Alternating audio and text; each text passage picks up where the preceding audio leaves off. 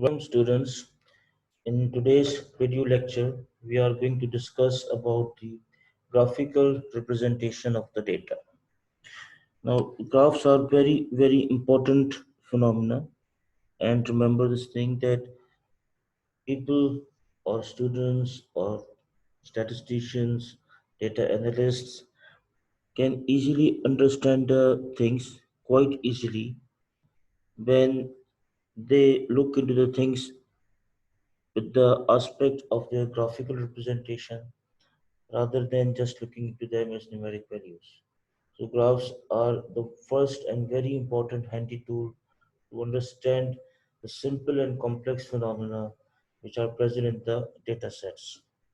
There are different types of graphs. Graphs are used for different purposes, and in this lecture we will see the basic purposes of using the graphs with some very basic types of them. The first graph that we are going to study about is the box plot. A box plot is a standardized way of displaying the distribution of the data based on a five number summary, which basically includes the minimum value, the first quartile Q1, median, third quartile Q3, and the maximum value present in the data set. The median is also called the quartile 2 or P50 or T5, whichever we like to term it with.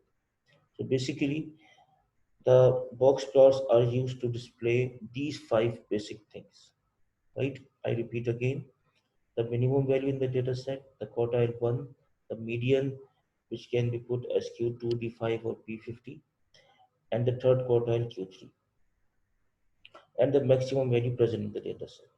Box plots, by the way they are created, by the way they are made or drawn, are also called as the box whisker diagrams because they comprise of the box and the two whiskers. So over here you can see the basic figure of a box plot, right? In the pink colored box, we have the edges being represented for Q1 and Q3. And in the middle, or not necessarily in the middle, but inside this pink color box, we have a yellow color marker which shows the median value. And from Q1 to Q3, we have the interquartile range, also called the distance from Q1 to Q3, calculated as Q3 minus Q1. On the left hand side of Q1, we have the minimum value of the data set, and on the right hand side of Q3, we have the maximum value of the data set. Let's take a quick example to see the construction of these box plots. For the given data set and considering ungrouped data, statistics make the box plot.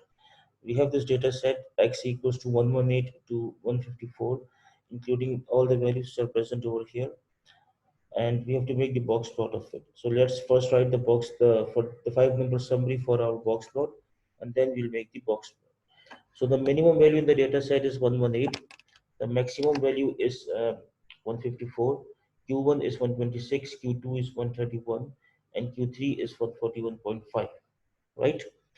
So we have all the five things available. Now, how will we make the box plot? First, the method which I am showing you over here is an approximate method. A precise method is a different one, but we can work with the approximate method. It's sufficient enough for us. So we make a box first, and the edges represent Q1 and Q3 values. Q1 which is 126 and Q3 which is 141.5. I just want to recall you and remind you this thing that this is the same data set which we have worked before as well in our ungrouped and grouped data statistics examples, and we calculated the Q1, Q2, Q3 values over there, right? So I'm just reusing those values.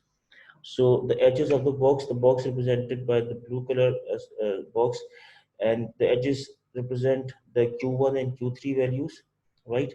Now comes the question that where should we mark the Q2? Okay, now Q2 is 131, and we can see that the distance of Q2 from Q1 is less as compared to the distance of Q2 from Q3, right? So definitely this mark of Q2 should be more towards Q1 as compared to Q3. So we make an approximate diagram in this way that we mark Q2 in such a way that its distance from Q1 is less as compared to its distance from Q3, right? And the same The same idea we apply in marking minimum and maximum values of the data set.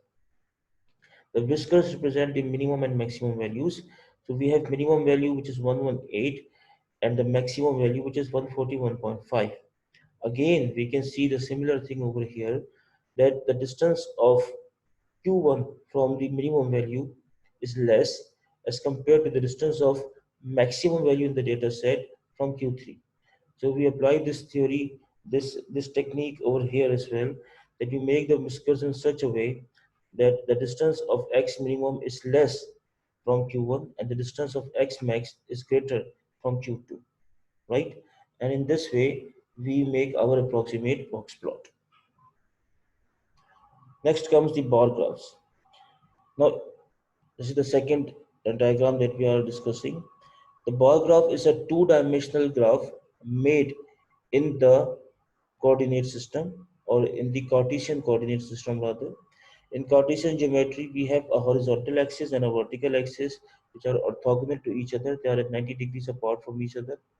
It is a graph between the random variable values. Now, particularly about the bar graph we are talking about, that it is a graph between the random variable values, classes or groups on one axis, which is mostly used as which is mostly made on the horizontal axis, versus the frequencies or probabilities on the other axis, which we normally use, which we normally put on the vertical axis.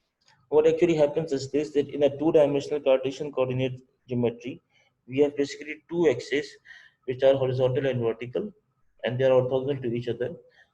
And on this horizontal axis, we usually put the random variable values or the class values or the group values. And on the vertical axis, we usually put the frequencies or the relative frequencies or probabilities for the respective classes or the random variable values, which basically means this thing that it is not mostly used for making a frequency distribution or a probability distribution diagram. So definitely the bar graphs would make much sense to be drawn or to be made in data sets which have frequencies, which have values which have frequencies other than one, right? The probabilities are different in them. And we should know this thing that it's basically the same thing whether we make a probability diagram or a frequency diagram, because both tell the same information. Usually the random variable values, classes or groups are represented on the horizontal axis and the frequencies or probabilities on the vertical axis. Because neither frequency nor probability can be negative, therefore only positive part of the 2D Cartesian geometry uh, is used. Positive parts by mean that only the positive part of the vertical axis is used in the bar graph diagrams. Now let's take an example to see how we make bar graphs. It's a simple case. Students of BBA department of IU are classified in terms of religion as follows. So suppose we have classified the students uh, in terms of the religion, and we see that Muslims are 150, Hindus are 100, Christians are 56, and students belonging to the other religions are 25. We have to construct a bar graph to represent the frequency of each class in the data. So you can say that these are the classes or groups, the religions, and we have to make a bar graph of it. Over here in this figure, we can see how we make a simple bar graph. So on the horizontal axis, we have the group values, which are Muslims, Hindus, Christians, and others. And on the vertical axis, we have the frequencies. We should properly scale the graph so that the graph makes sense. Scaling is very, very important over here. So we can see that the frequency of 150 is for Muslims, the frequency of 100 is for Hindus, the frequency of 56 is for Christians, and the frequency of 25 is for others. Next, we have the component bar graph. Component bar graph and multiple bar graphs, which we'll see just after it, are basically used to represent the information in such a way which is characterized such a way that it has multiple values. Like we'll see what do we mean by it. So in component bar graph, first we are talking about that in this graph, bar is subdivided into as many parts as there are components or subgroups, right? So each part of the bar represent component, while the whole bar represent the total value. Let's take an example. Students of the course statistics of summer semester are classified as follows, right? Construct a component bar graph to represent the frequencies in the data set. So we have a data set which is divided in such a way that we have classified the students in two ways. One is based on the gender, which is male and female, and second based on the section, which is section A, section B, section C, section D, right? So we have some characteristics which is by which we can see that students can be classified in two ways, one in terms of the section and one in terms of the gender. And over here in the table, we can see that like 80 males are in section A, 20 females are in section A, 60 males are in section B, 15 females are in section B, 90 males are in section C, 30 females are in section C, 70 males are in section D, and 10 females are in section D. So this type of representation is similar as the cross tabulation table, which we studied earlier. So we have got components, right? These are the components, right? We have components in terms of gender, in terms of the section. So how we make a component bar graph? So the usual way is this, that we basically make the components in terms of the columns which are more in quantity as compared to the other component, which is gender. For example, like we have four components for section and two components of gender, so we can make a component bar graph in such a way that on the horizontal axis we take the sections, right? Like section A, section B, section C, section D. And in section A there are two components, one is for males, another one is for females. Like purple color over here is representing the males, and the green color is representing the females. So we have 80 males, and on top of 80 males, we have put 20 females. So the total height in terms of the frequency becomes 100 for section A. Similarly, for section B, we have 60 males represented by purple color, and then on top of it, we have put the bar for the 15 females. So the total height becomes 60 plus 15, which is 75, and this is for section B. And the same goes for section C as well as section D. So this type of bar graph is basically called a component bar graph. But the same information can also be represented by another type of bar graph, which is called a multiple bar graph. So let's see what is it. A multiple bar graph contains comparisons of two or more categories or bars. Students of the course, like let's see an example. Let students of a course statistics of summer semester are classified as follows. This is the same data set that we just studied for the component bar graph. We have to construct a multiple bar graph to represent frequencies in the data. So you see that the same information that we represented as component bar graph can be represented as multiple bar graph in this way, that we have like first we have shown the males in the purple bars and then the females in the green bar. So first we have made the bar for the males, and then we have very close to it, attached to it, we have shown the bar for the females in the green color, right? And the same goes for section B, section C, and section D. So this type of representation is basically called a multiple bar graph. Next, we have the pie graphs, which are also called as the pie charts. The pie chart displays data as percentages of the whole circle.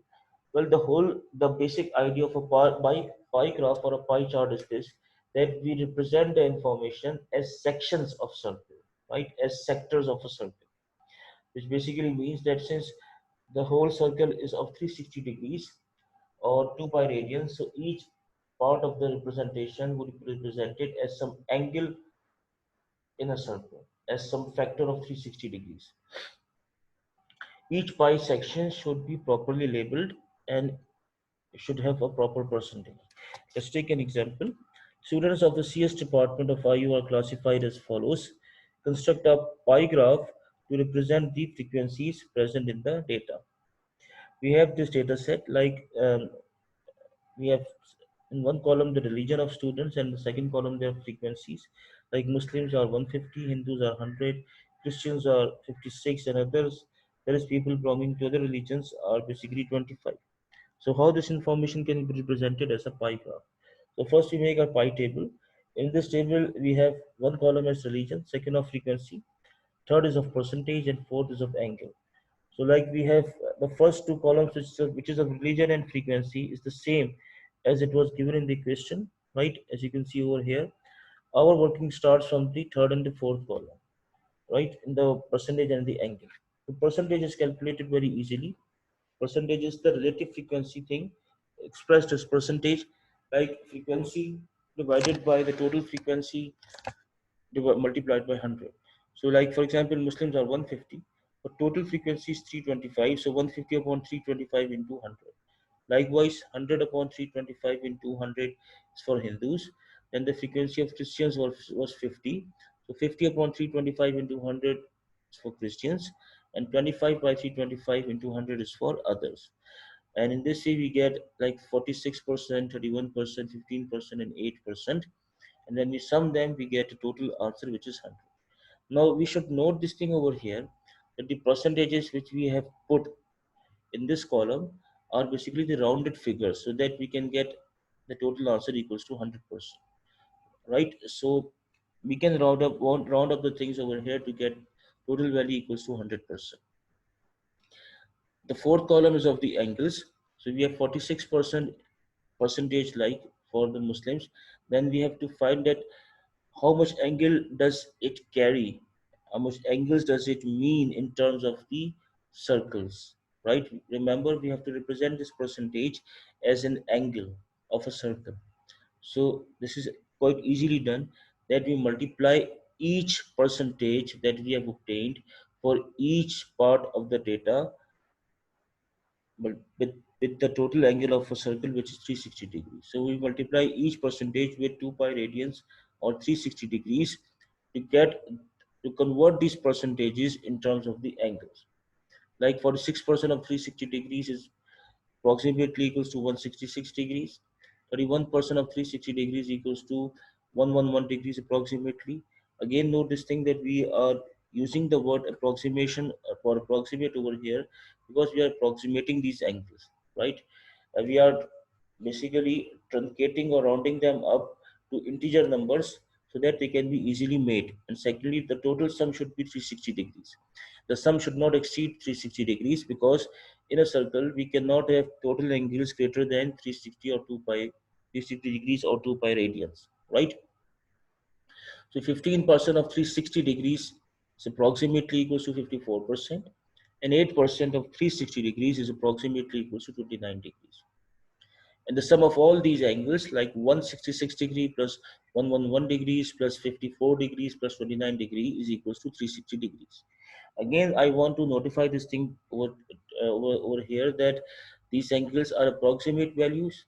They are integer values, so they can be easily made, and their sum should be equals to 360 degrees. Their sum should not exceed 360 degrees.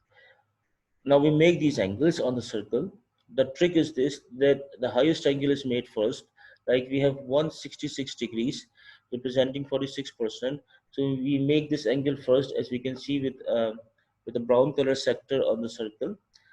Then on the base where this 46 degree ends, going in the anti-clockwise direction, we make an acute angle of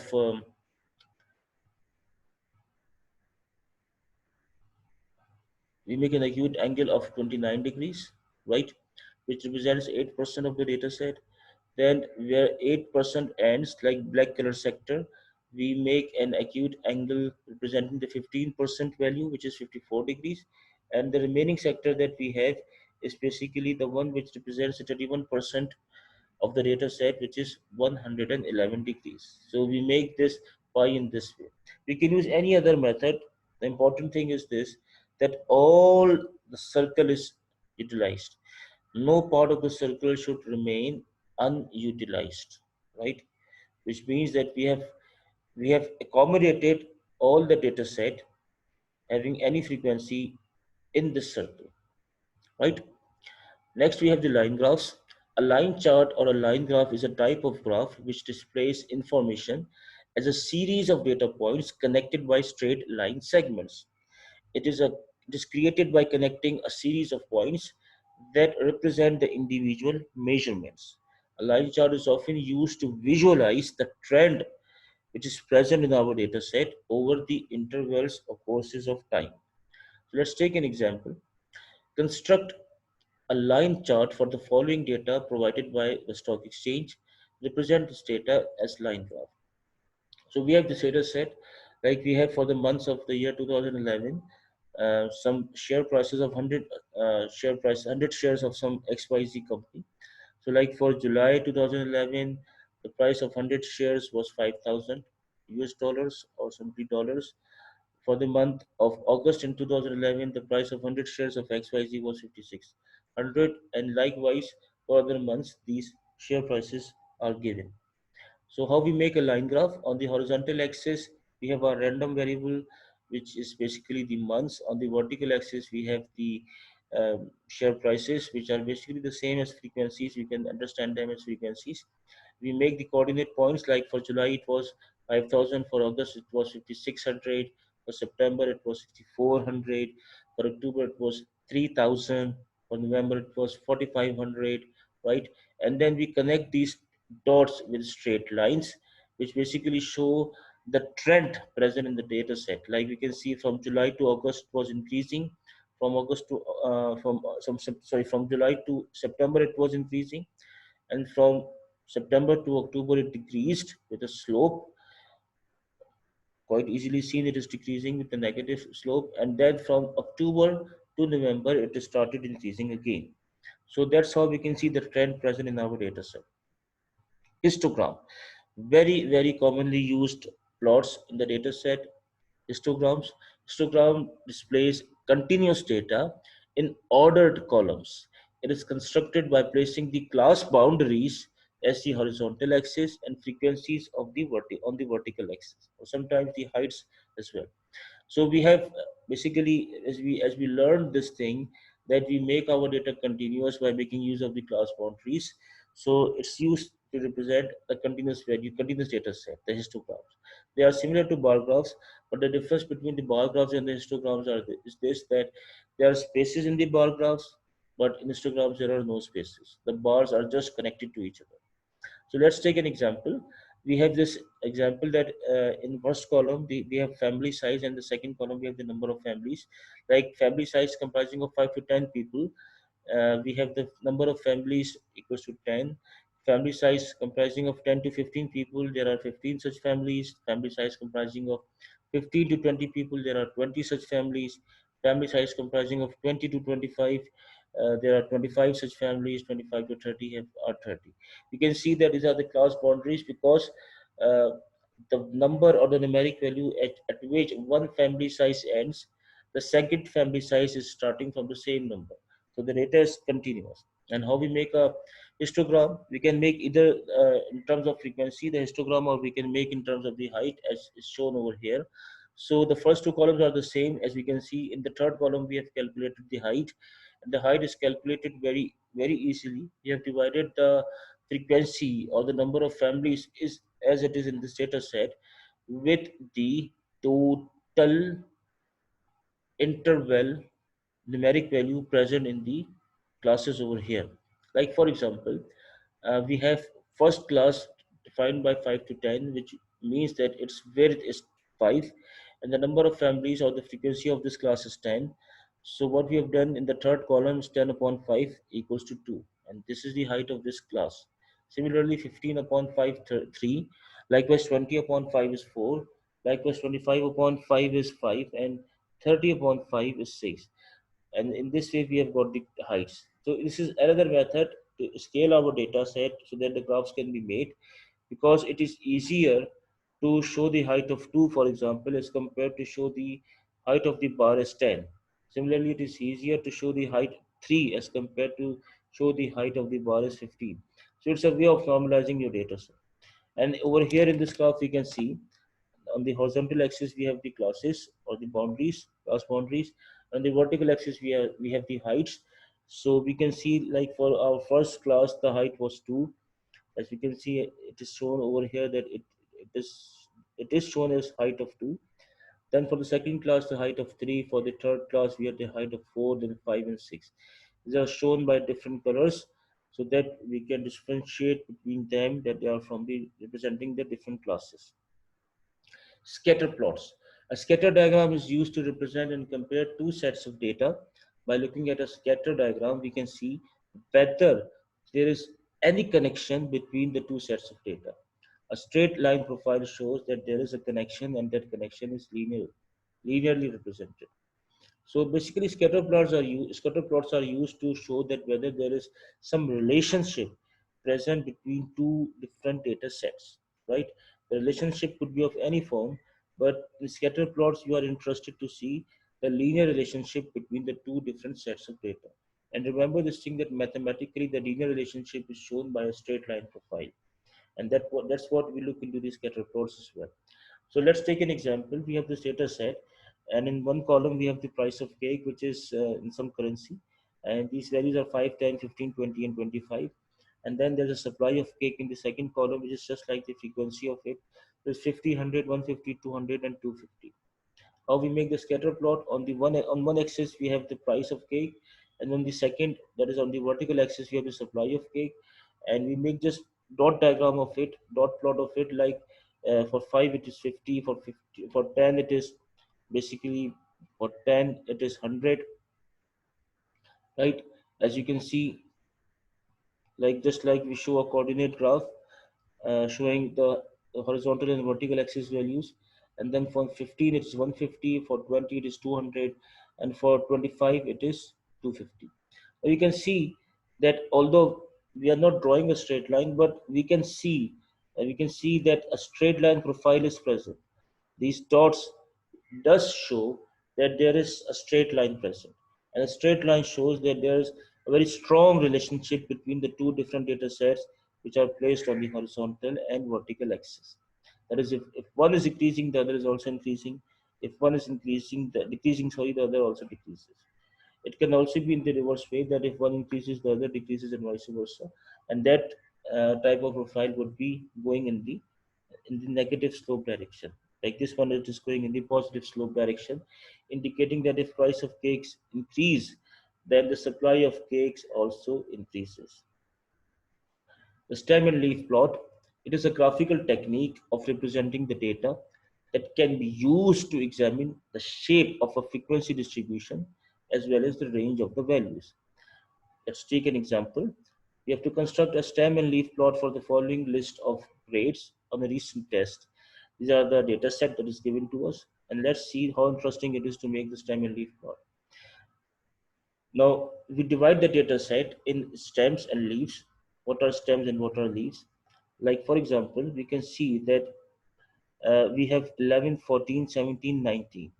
Okay, in all these 11, 14, 17, and 19, the first digit, which is at the tens place, is common, which is 1, and the second digit, which is on the units of ones place, is not common, it is 1, 4, 7, and 9. So the digit which is at the tens place is taken as the stem, and the digit at the ones place is taken as the leaf. So the stem would be 1, and the leaf would be 1, 4, 7, and 9. Similarly, we have 21, 23, 24, 27, 29. In all these numbers, the stem is 2 and the leaf is 1, 3, 4, 7, and 9, as we can see over here, right? Similarly, the stem is 3 and the leaves are 1, 3, 7, 9. The stem is 4 and the leaves are 1, 3, 4, 9. Stem is 5 and the leaves are 1, 3, 4, 9. And the stem is 6 and the leaves are 1, 3, 4, 7. That means in the data set, we must be having 61, 63, 64, 67 as values. As we can see over here, we have 61, 63, 64, 67 as part of the data set. So that's how we make the stem and leaf plots. Now, there's a very important concept about the outliers. The graphs are used to represent the outliers. Particularly, we make use of the box plots to show the outliers present. Firstly, what are outliers? An outlier is a value that lies in our data series on its extreme positions. By extreme positions, we mean either on the highest points, either on the position where we have highest values or on the position where we have lowest values. So outliers are either very small or large and thus can affect the overall observation made from the data series. Outliers are usually treated as abnormal values that can affect overall observation due to being very high or low extreme values, and hence should be discarded from the data series. So outliers should not be present in our data set because they can bias the values, they can bias the results, particularly the mean value they can bias. So they should be discarded. And before discarding them, it's definitely very important to know that what are the outliers in our data set, where they are present, and what values do they carry. An outlier can also be stated as a value that lies outside the overall pattern of our distribution and thus affect the overall data series. Outliers is often regarded as the cause of an error in measurement. So they're basically because of the errors in measurements due to the presence of extreme values which may underestimate or overestimate a study because it lies at an abnormal distance from other values in a random sample of population. So since their distance is abnormal, it is very different from the remaining rest of the values. So they are taken as the measurement errors. As per the basic standards followed by all statisticians, a convenient definition of an outlier is a point which falls more than 1.5 times the interquartile range above the third quartile, that is Q3 plus 1.5 of IQR, or below the first quartile, that is Q1 minus 1.5 of IQR.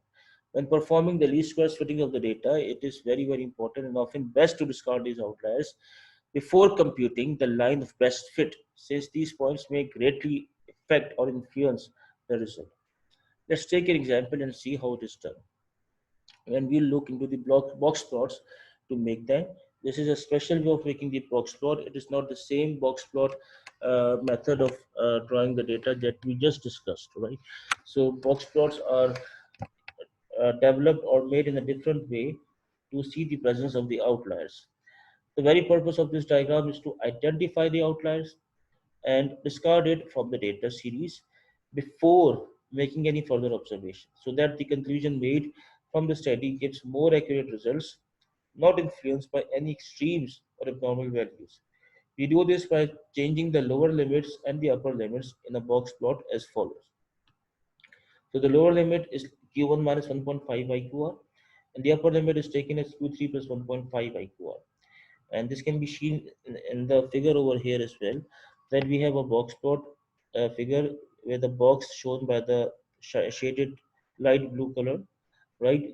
And we have Q1, Q2, and Q3, upper quartile, median, and the lower quartile Q1 over here. And this is basically Q3, not Q2. And then we have IQR present over here. So we have IQR, and then the minimum value is basically 1.5 of IQR, uh, and we make it in this way that Q1 minus 1.5 of IQR, and the maximum value or the maximum limit is basically Q3 plus 1.5 of IQR. And anything which is outside this range would be taken as our outliers, right? These are the outliers. So any value that will be more than the upper limit or lesser than the lower limit will be the outliers. Only the data that lies within the lower and upper limits are statistically considered normal and thus can be used for further observation or study.